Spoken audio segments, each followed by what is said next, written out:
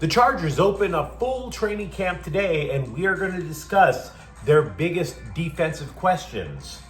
We also have a big hint that the end is near for Anze Kopitar, and LAFC's back line is crippled because its top center back ruptured his Achilles tendon. Good morning.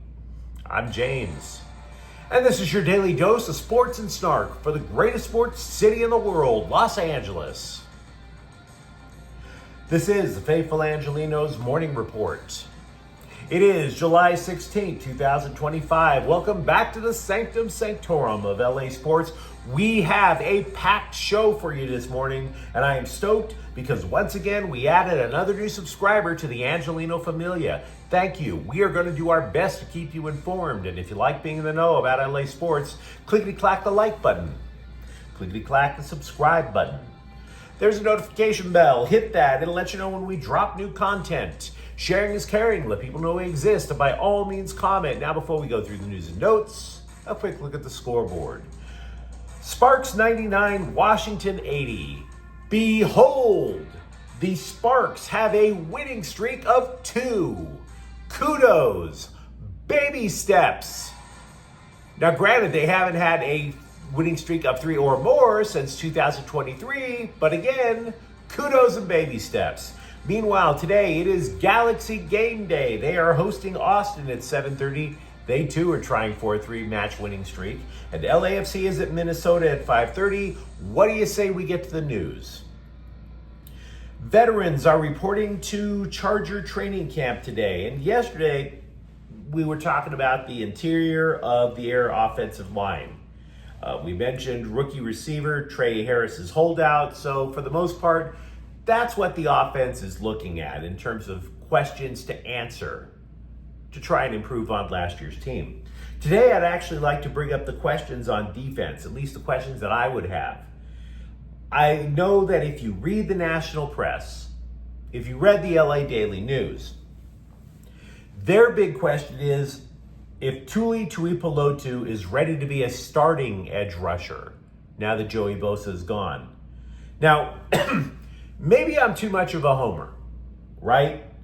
But I remember Tuipulotu back at USC, and I always envisioned him an NFL starter. So to me, that is not the question.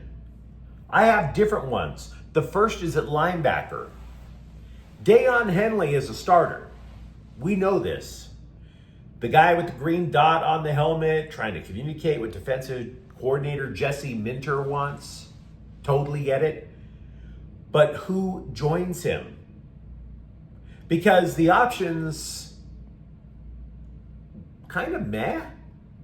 Look, does Denzel Perryman or second-year player Junior Colson join in? And the reason I say they're kind of meh is not because of talent level. I say they're kind of meh because coaches really value availability. And both of them were injured last year. Perryman started with the first team, but he missed almost all of the last 7 regular season games with a jacked up groin. Sorry.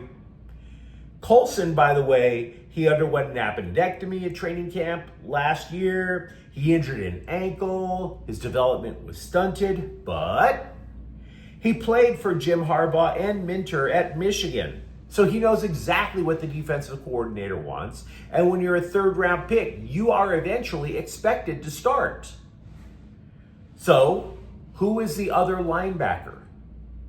The other question I would have is a cornerback. Lots of football teams damn near play exclusively in nickel coverage, right?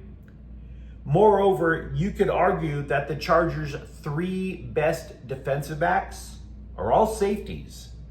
Derwin James, who you can move anywhere on the field if you wanted to, Elijah Molden, Alohi Gilman.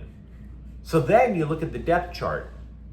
This is going to be a lot of competition. The Chargers during the offseason, they did a lot to try to make sure that their team was deep. And so there's going to be competition to see who's going to be the starting 2 cornerbacks. Or if they decide to mess with their nickel coverage a little bit, who would be the starting 3, right? Maybe second-year player Tarheeb Still is in a prime position to take one of the spots, but there are, by my count, 7 defensive backs that you could at least make some sort of an argument for to be a starter. Now, Still, by the way, the reason I'm so high on him is he was the guy who stepped in after Asante Samuel got injured again. He was also the reason that the Chargers were comfortable letting Samuel go. Still intercepted 4 passes after Samuel was sidelined. So those are my 2 questions. If you're a Charger fan, feel free to let me know what you're looking for. Kings general manager Ken Holland told SiriusXM that he will be talking with representatives for forward Adrian Kempe about a contract extension during the summer. Kempe is entering the final year of his contract, would likely command an 8-figure deal. And that sounds like big news, and it is big news. But then Holland dropped a bit of an eye-opener. Anze Kopitar is entering the final year of his contract. And he's not exactly looking for an extension, guys. He's not. Now, it makes some sense. The captain played a critical role in leading the Kings to their 2 Stanley Cups. But now, he only wants to take it 1 year at a time. Starting now. Point being, he's 37. And yeah, he's still playing hockey at an extremely high level.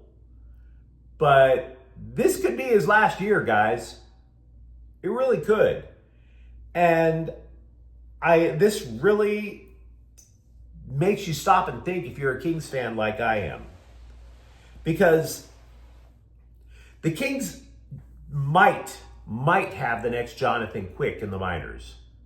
They have about 3 or 4 goalies that theoretically could be regular NHL starters. We just don't know if they'd be elite.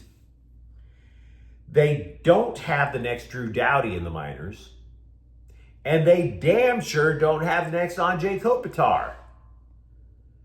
This team could look radically different. They tried so hard to rebuild on the fly to try to get Kopitar and Doughty and a couple of years ago, Quick, one last run at a Stanley Cup, right?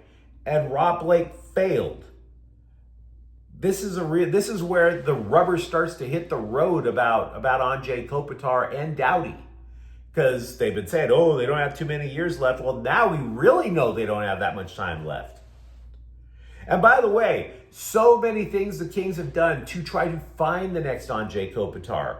Rob Blake emptied his prospect pool all over Winnipeg for Pierre-Luc Dubois because he mistakenly thought if he could get Dubois to buy in, he'd be the heir apparent. So what I guess what I'm getting at is, if you're a Kings fan, and I grew up listening to Bob Miller like a lot of us did, appreciate him while you can.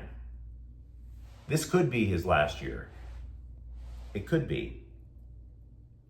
Meanwhile, here's something hilarious. In the LA Daily News, there was a headline, quote, Kings say they're deeper, more experienced, and tougher after offseason moves, unquote. Dude, that was the company line the Kings had after last offseason. Cut it out. Tell me something new. Cut it out. LAFC starting center back Aaron Long, who played with the U.S. men's national team in the 2022 World Cup and a former MLS Defender of the Year, he is out for the year with a ruptured left Achilles tendon. The injury occurred in the second half Saturday against FC Dallas. He's already undergone surgery. This is a hit both for Long and the black and gold. Long has played 104 matches since he arrived in LA back in 2023. Before this year started, MLSsoccer.com projected that Long and Marlon Santos would be the starting center backs. Well, Santos is off the team. They let him go out of contract. Meanwhile, Long's entire career now is in jeopardy. He's 32. The idea that you can come back from a popped Achilles tendon at 32, oh, I'm not saying it's not going to happen, but the idea of him being as effective as he was before, was Kobe Bryant as effective as he was after he ruptured his Achilles tendon? No. He came back. He was basically, for the most part, relegated to the bench after he blasted out his Achilles tendon. As for the here and now, the LA Daily News suggests that LAFC, which once had 7 center backs with which to choose from, is now down to 3. Now, Eddie Segura can start. I don't dispute that. Nkosi Tafari will have to start because the third is Kenny Nielsen, who played for LAFC 2, which is, for those who don't watch soccer, LAFC 2 is basically their glorified minor league team. The next time Nielsen takes the pitch for LAFC, he would be making his MLS debut. So now the black and gold are super shaky on the interior back line. Yesterday, we were mentioning how the scribes are still trying to will a LeBron James trade into existence simply because he turned down an interview request for ESPN. Oh no, this is a signal. LeBron James wants out of LA. 3 major news outlets were trying to read between the lines that didn't even exist. I wake up this morning and according to The Athletic, quote, both the Lakers and people close to James have received no indication that he would request a trade, unquote. No indication. So my question to everybody, and in particular, my question to the professional newspaper reporters who went to a journalism school for 4 years of their life. Are we going to play this game all summer? Are we? Are we really? Or are we never going to look at this gossipy schoolgirl trash with a little bit of skepticism? Because let me tell you something, I too went to journalism school. I too was a newspaper reporter. Back when you actually had to have a basis in reality for your reporting. On this show, we have been going through it for weeks. One of the reasons this show exists is to debunk one fake story after another. LeBron James is highly unlikely to be traded. We have given you guys who watch this show at least 6 reasons why he doesn't want to go. He doesn't want to leave LA. The other side, including from major journalism outlets, are just desperately looking for clickbait instead of doing their damn job right. Meanwhile, with the Clippers, Brook Lopez suggested to the LA Times he might not be coming off the bench with the Clippers because they could employ a 2-center lineup with Ivica Zubac. Quote, I think we complement each other extremely well. Obviously, we'd be very big. I think we'll be great defensively, just dominating the paint, sealing the paint off, and then offensively, we complement each other there as well. I'll spread the floor for him, give him all the room he wants in the paint to go wild, unquote. And that last part is the key. You might be old enough like I am to remember the original Twin Towers lineup, the Houston Rockets with Hakeem Olajuwon and Ralph Sampson, and it just didn't function well because both needed to play in the post, and that made the spacing super awkward. The Clippers could still space the floor on the offensive end. Lopez has an outside shot. Going into the All-Star break, Tanner Scott gave us a little something to remember him by when he blew his National League leading 7th save for the Dodgers. He has also allowed a bullpen high 8 home runs, to which Dave Roberts told the LA Daily News, quote, about Scott, quote, when using the slider, it's just in zone too much. He's got to be able to move the fastball around a little bit. He's got to be able to shorten the slider at times when needed, when to strike it when needed. Essentially, he's a two-pitch pitcher. They hunt a certain zone. And when he doesn't get where it needs to, then it could get slugged. And that's kind of what it is, unquote. Meanwhile, former Dodger pitcher Julio Urias, suspended twice for violating MLB's domestic abuse policy, has every indication of it continuing his pro career in the United States. He could have pitched in Japan. He could have pitched in Mexico. Chose not to. But according to Scott Boras, there are teams that are allegedly interested, according to the LA Times. I don't know if that story's true about teams being interested. I do know that I'm telling you guys in case you're a fan of Trevor Bauer and just want to get outraged. Pro Football Focus, or PIF, has ranked what it considers to be the top 50 players in the NFL. Now, of course, they too like clickbait, and they want to keep all of us idiots in suspense, so they only release players 31 through 50. The Rams have 2 on the list, Puka Nacua at 32, Jared Verse at 47. They believe Nacua has already achieved an elite level of efficiency, despite only playing 11 games last year. They also believe Verse needs to work on his tackling to rise up the list. UCLA football has hired a special advisor, which basically means they've hooked up a buddy with a job until something better comes along for him. Tim Skipper is a former interim head coach for Fresno State. Deshaun Foster has a longtime relationship with Skipper's family, Tim's brother Kelly, Coach Foster in college.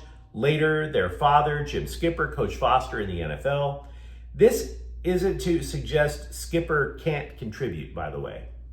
He was a defensive coordinator at UNLV, and let's be real, the Bruins lost 9 starters from last year's defense, so the newbies are going to need as much counseling as they can get. But let's also pause for a moment and consider this bizarre, incestuous relationship in the coaching fraternity. Kind of gross when you think about it.